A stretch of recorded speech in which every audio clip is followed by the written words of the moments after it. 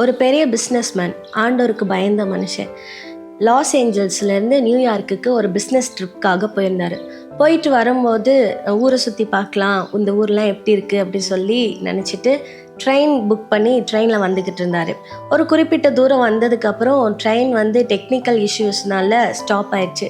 அந்த ட்ரெயின் அதிகாரி சொன்னார், ட்ரெயின் ரெடி ஆகிறதுக்கு 5 மணி நேரம் எடுக்கும். அந்த பக்கத்தில் ஒரு கிராமம் இருக்குது, நீங்கள் அங்கே போய் ரிலாக்ஸ் பண்ணிவிட்டு வரலாம், உங்களுக்கு ஷாப்பிங் வேணுன்னா போயிட்டு வரலாம்.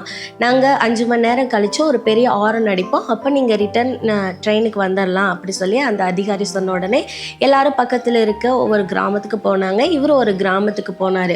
அங்கே போனப்போ ஒரு பெரிய கூட்டம் நின்றுட்டு இருந்துச்சு. அந்த கூட்டம் என்ன இந்த கூட்டம் அப்படி சொல்லிட்டு அவர் பக்கத்தில் போய் என்னாச்சு அப்படின்னு கேட்கும்போது அங்கே ஒருத்தவங்க சொன்னாங்க, இந்த சர்ச்சு ஏழை விட்டுட்ருக்காங்க அப்படின்னு. ஏன் ஏழை விடுறாங்க அப்படின்னோடனே, இதை கான்ட்ராக்ட் எடுத்து ஒரு இன்ஜினியர்கிட்ட இந்த பில்டிங் கட்ட சொல்லியிருந்தாங்க. ஆனால் குறித்த நேரத்தில் காசு கொடுக்கல.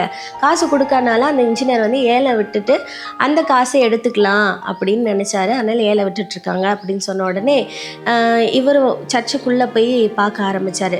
சர்ச்சுக்குள்ளே இருக்கிற விசுவாசிங்க எல்லாருமே ஜெபம் பண்ணாங்க, கண்ணீரோடு ஜெபம் பண்ணிட்டு இருந்தாங்களாம். இந்த 1 மாதம் கிடைச்சா இந்த சர்ச்சை நாங்கள் வாங்கிடுவோமே, 1 மாதம் கிடைச்சா இந்த அமௌண்ட்டை கொடுத்துடலாமே, எங்களுக்கு உதவி செய்யுங்க ஏசப்பா அப்படி சொல்லி அந்த சபை விசுவாசிங்க எல்லாரும் கண்ணீரோடு ஜெபம் பண்ணிக்கிட்டு இருந்தாங்களாம்.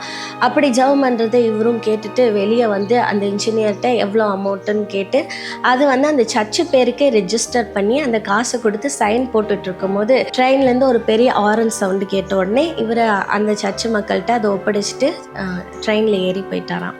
அந்த சபை மக்கள் ஜெபிச்ச அந்த ஊக்கமான ஜெபத்தை தேவன் கேட்டு அவங்க சபையை அவங்களுக்கே திருப்பி தேவன் கொடுக்க வச்சாரு, எந்த கடனும் இல்லாமல். ஒருத்தர் ஜெபம் பண்ணால், ஒருத்தர் விசுவாசிச்சா அது தேவன் எப்பேற்பட்ட இடத்துலிருந்தும் உதவியை கொண்டு வருவார்.